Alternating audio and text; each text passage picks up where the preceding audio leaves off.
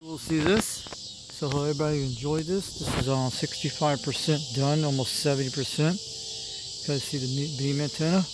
Quite good. Looking good. So this is what I'm doing right now. We still have a lot more to go. We have to hacksaw off this part here and put these other leftover things in these slots here and here. Still drilling the hole in this guy still. So you guys to see what I'm going to do. I'm going to put the pole right in the middle of this thing. You guys know what it is with the ones I drew. Like these here. But before we do that, we're not putting it in the ground yet. But that is what they're going to go in with those. You guys see that up there? And quite good. So this is the pole mount I'm building. We might have to move it over this direction if we want. We might have to do it over there. But we have to concrete these things in. So we're looking quite good. I pound them in the ground to get these tests, but I still have to saw these off and get this these holes lined up each other to drill some drills in it. I did this one today, but we still got to drill through on the other side to get this thing fit. So I'm checking these out right now, and these are definitely fit. The pole is going to go right into the middle of this here to give us a few feet off. Then we put some nuts inside of them. The way we do that, we put the nuts in there, but this will actually hold when it's inside the pole. So we probably have to get some electric grease, something like that. We got to seal this up some duct tape when we get this thing going. But this is actually for 50-foot poles you guys could put in. Take a look at this design and learn what I just did from it. And it's very quite good. You guys can see that. You guys take a look at that. You guys can see the design I did. These are 10-foot poles, but they're 5 foot tall when I come in a while back. And I know this is pretty quite good. You guys can see it here. You guys know what I'm doing. So when it flings the pole this way, it'll go like that when you put the first slot in, and then you put the second one in when you lined it up. Then you put the rest in. Then the top of that pole is where you have that thing at the top of these 30 to 40 feet. We had those things drilled to the top. Now you guys see, this is actually the design my dad did back in 1995 in Hollywood, Florida. But instead, this is a mini size. His was 6 foot in the ground with coral rock with iron rod. He used something like this. When you hit rocks like these, he used something like this kind of rod that actually lift rocks. That pounding coral rock. Then he cemented in the ground, he's 6 foot in the ground, and it was very heavy duty. I'm probably going to be cementing somewhere between 2 to 1 feet. If we get down to these markers, it'll be good. If we get it close to here and have these rods lined up, that's how we're going to have to do it this way to make sure it's a perfect fit. It'll definitely be okay. I'm holding with the red thing right now. So this is about 75% complete. So we're still working on this to get still to either way. You guys can see that. Right side, left side, it's looking pretty good. So we got it going. We still have to do some more work on this still.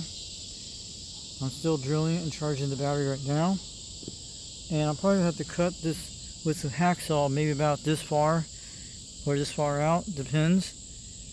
Then you can line it up either way to mark this out when we do this, to mark it with some markers.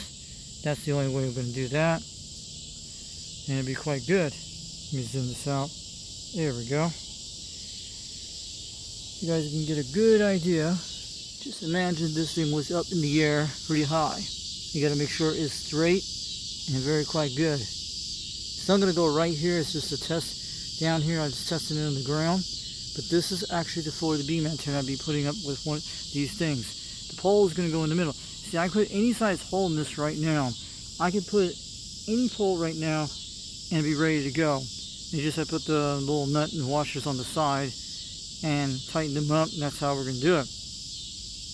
And And in case like if I want to change out coaxes and stuff like that, that's what I'm saying, change out coaxes, that's why you could fling back down and fling back up.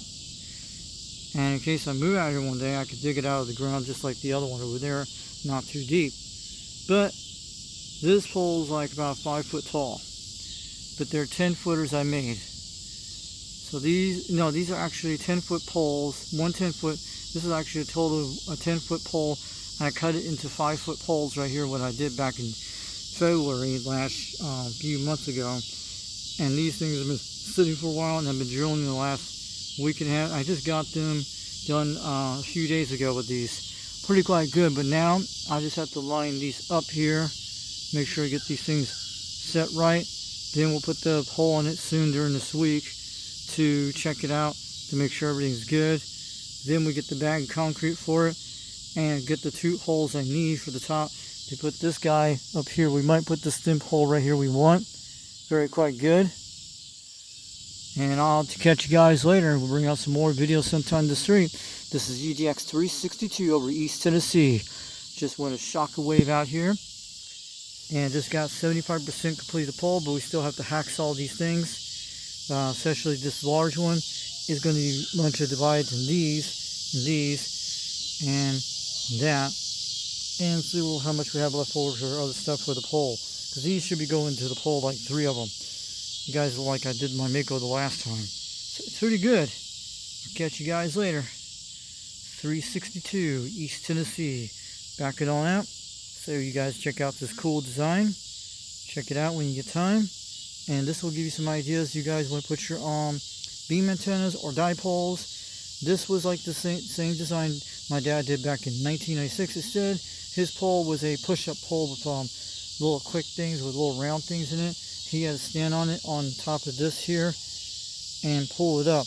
Mine, I'm going to do that. I'm going to lay it on a ladder, the silver ladder I have, and pull it up with something with a mule tape or chain hoist it to do something like that and make sure this doesn't kick out like right here and get the second thing in.